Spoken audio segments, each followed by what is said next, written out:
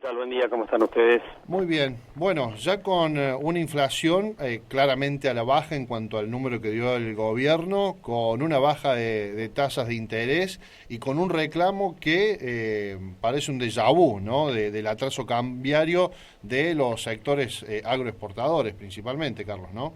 Sí, bueno, la inflación del 11% está en sintonía más o menos con lo que veníamos hablando y tengo una satisfacción en realidad frente a los pronósticos que veníamos diciendo, porque te acordás que veníamos diciendo que si la política económica del gobierno argentino avanza tal como está planteada de cara a los próximos meses, nuestro pronóstico era que la inflación en septiembre, en octubre podía ser del 2%. Claro. Que fue lo que salió a decir la Fundación Mediterránea el día viernes. Digo, acá mi satisfacción, porque nosotros venimos hablando de esto hace rato, que esto era posible, ¿no?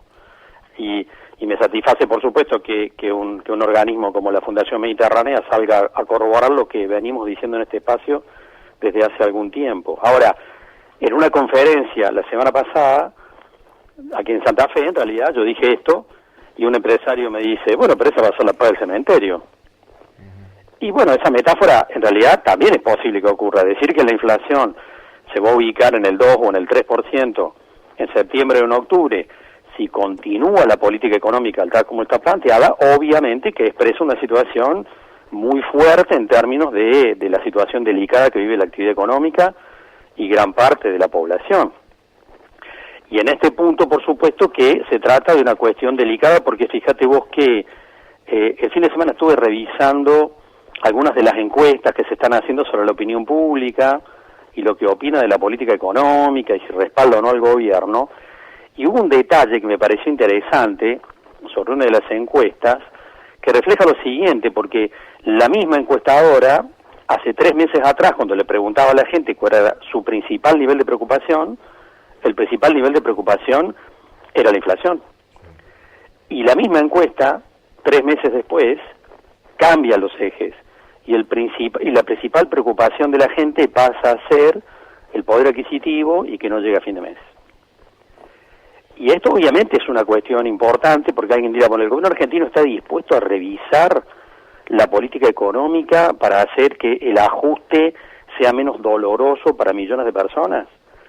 Y hasta acá pareciera que no, a contramano de lo que le sugiere el Fondo Monetario Internacional y el propio Domingo Cavallo, por ejemplo, que le han dicho al presidente de la Nación que tiene que intentar acomodar un poco más la cuestión, no solamente social, sino la cuestión del poder adquisitivo de millones de personas. Y el gobierno argentino está yendo a contramano incluso de sus principios ideológicos, Alexis. Porque fíjate una cosa, es muy llamativo, la semana pasada se hizo la paritaria, más de una semana, de los aceiteros. Sí. Y se pusieron de acuerdo los empresarios y los trabajadores en un aumento salarial en su paritaria. Y resulta que el gobierno argentino lo quiere homologar. Sí. Es insólito. Yo digo, debe ser la primera vez que pasa una cosa así. Los empresarios y los trabajadores se pusieron de acuerdo en un aumento salarial y el gobierno argentino sale a no querer convalidar o homologar ese acuerdo que alcanzaron los empresarios y los trabajadores.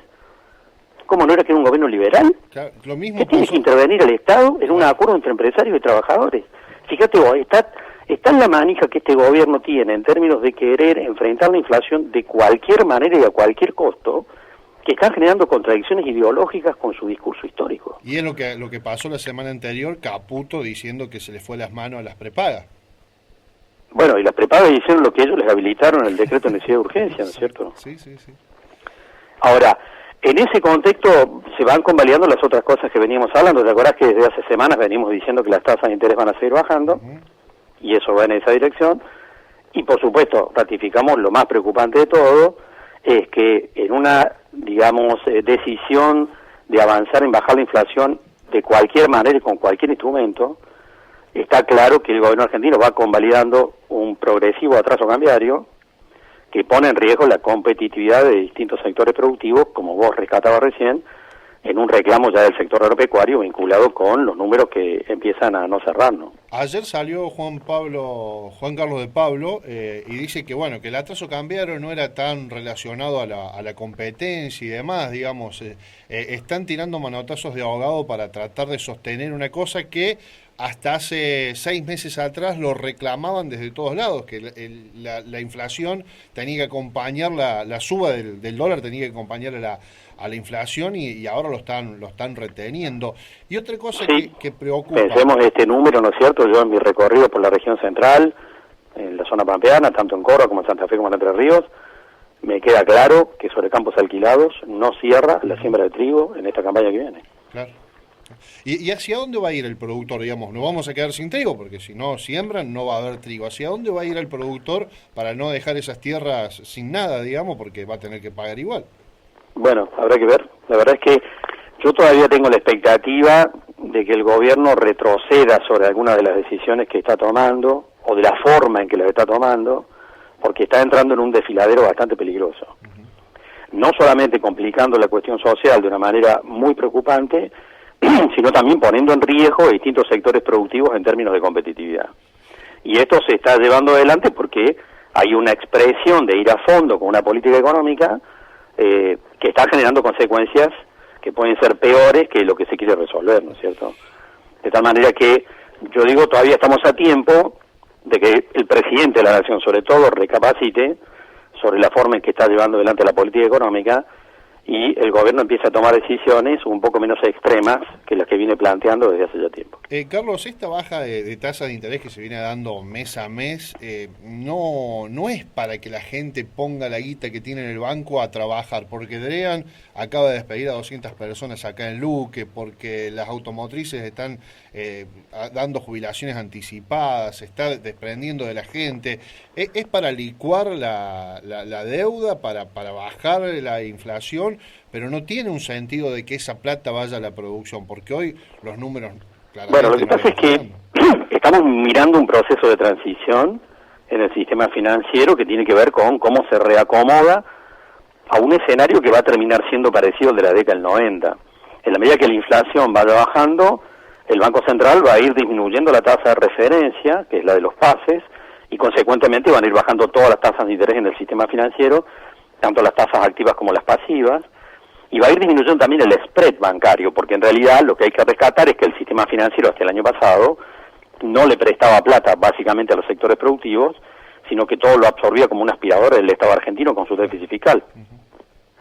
En la medida en que el gobierno argentino deje de tener déficit, los bancos van a tener que empezar a competir más, y el destino del dinero va obviamente a ir al sector privado.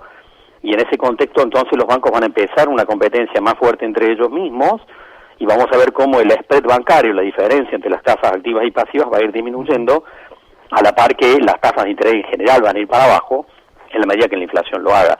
La película va en esta dirección y lo que estamos mirando es una etapa de transición en este camino, ¿no?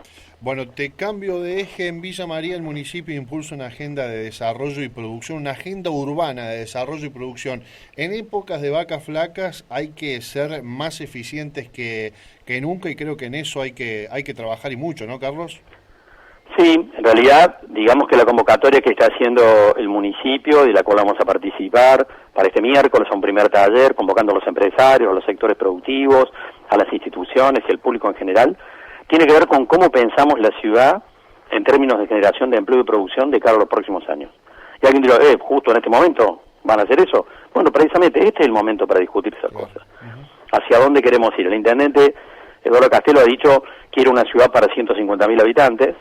Esto tiene que ver con el núcleo urbano, por supuesto. ¿Y cómo proyectamos ese proceso? Villa María va a seguir creciendo a partir no solamente de sus sectores productivos, como el sector lácteo y otros sectores industriales, sino básicamente como una gran localidad prestadora de servicios, entre los cuales está el sector educativo, el sector salud, el sistema, los sectores de recreación. Y un poco el tema es cómo debatir, en realidad, estrategias, cómo canalizar el ahorro local hacia la inversión productiva local en términos asociativos, en términos de escala y tecnología adecuadas, y cómo proyectar la ciudad de los próximos años, pensando que, si bien hay muchos problemas, hay muchas oportunidades para Villa María y para sus ciudadanos, para sus habitantes, en términos de empleo y producción. Ese es un poco el sentido de la convocatoria del miércoles. Interesante. ¿Miércoles a qué hora y dónde, Carlos? El miércoles a las 20 horas en el salón de Leonardo Fabio. Perfecto, ahí vamos a estar promocionándolo para poder escuchar y seguir sumando voces, ideas y desarrollarnos. Muchas gracias por tu tiempo. Chao, Alexis, buen día.